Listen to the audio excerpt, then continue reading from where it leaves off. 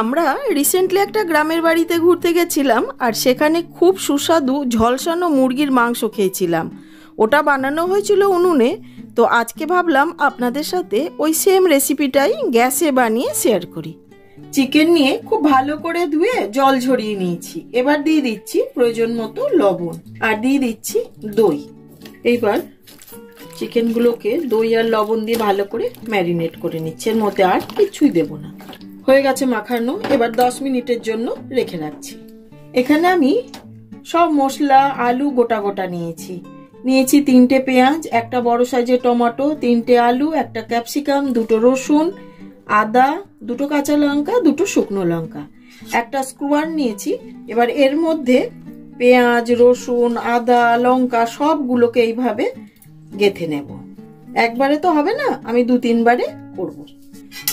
আমি আরো 2টো বার করে নিয়েই আসলাম, একেবারেই হয়ে যাবে বলে।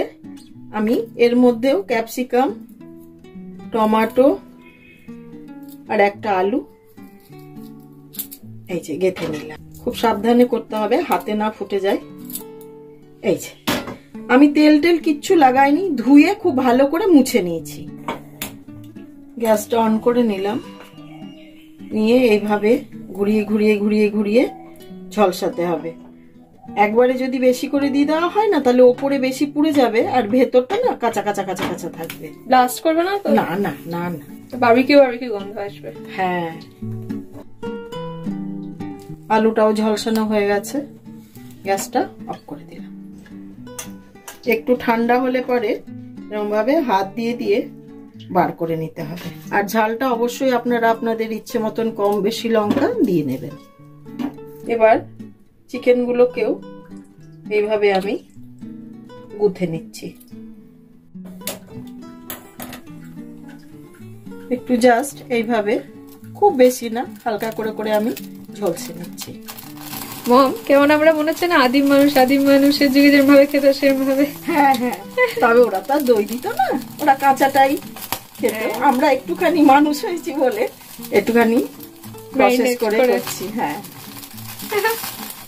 চিকেন ঝলসানো হয়ে গেছে। এবার শিকগুলি থেকে বার করে নিচ্ছি। একটু সময় লাগবে, তবে হাতে সময় থাকলে মাঝে সাঝে বানিয়ে খাবেন, দেখবেন খুব ভালো লাগবে খেতে। মম, পাশে কিন্তু তোমার আরেকটা রান্না উকি মারছে, একটু দেখাই আমি। এটা কি বানিয়েছো? এটা সর্ষে বাটা, বাটা মাছ সর্ষে দিয়ে। এই রেসিপিটা কিন্তু দাওনি তুমি, না তোমার ফ্রেন্ডসদের দিয়েছো? না দিইনি, দিয়ে দেবো, খুব শিগগিরই দিয়ে দেবো। এইবার আমি পেঁয়াজ, এটা খুব বেশি দেখুন ফেলার মতন নেই, এরকম করলে যেটুকু পড়বে সেটুকুই ফেলে দেবো, তা না হলে না এই পোড়া গন্ধটা কিন্তু আসবে না। নিয়ে এইভাবে ছোট টুকরো করে নেব। এই যে দিয়ে এর মধ্যে দিয়ে দিচ্ছি। টমেটোর খোসাটা যেরকম করে দেখুন, যতটা যতটা ওঠানো যাবে ততটাই বাদ দেব। এটাকেও কেটে ছোট টুকরো করে নিচ্ছি, তাহলে পেস্ট করতে সুবিধা হবে। কি সুন্দর নরম হয়ে গেছে। এটাকেও টুকরো করে মিক্সার জারের মধ্যে দিয়ে দিচ্ছি। কাঁচা লঙ্কা, শুকনো লঙ্কা দিয়ে দিলাম, আদাটা দিয়ে দিচ্ছি ছোট করে কেটে।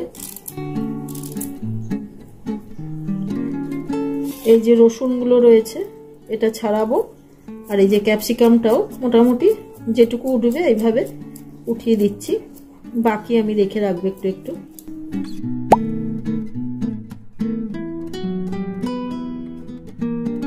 আর আলুগুলো আমি দেখিয়ে দিচ্ছি, জাস্ট এইভাবে একটুখানি এরকম এরকম ভাবে উঠিয়ে নেব। আলুটার পেস্ট করব না, আলুটা আমি চিকেনটার সাথে কষিয়ে নেব। আমি 2 অর্ধেক করে এটাকে এই যে কেটে নেব।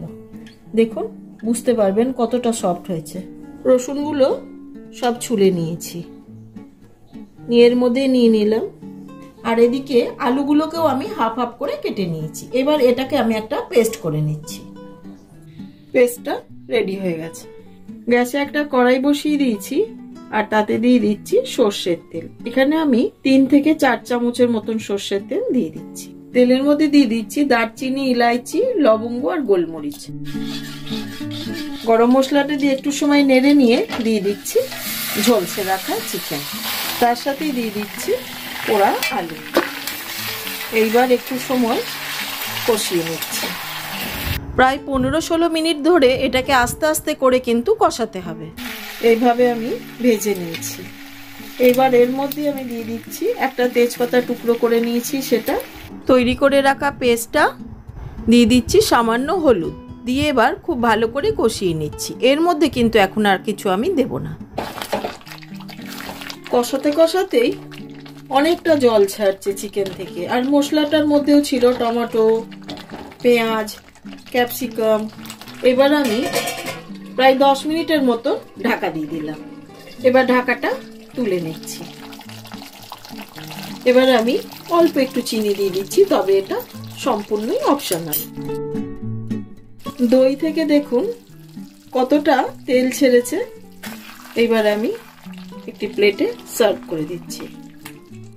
আমাদের অনেকের বাড়িতেই আজকাল কাঠের উনুন থাকে না, বারবিকিউ অ্যাভেলেবল নাই থাকতে পারে। সেক্ষেত্রে এইভাবে গ্যাসের আগুনে ঝলসানো মুরগির কারি বানিয়ে দেখবেন, দারুণ হয় খেতে।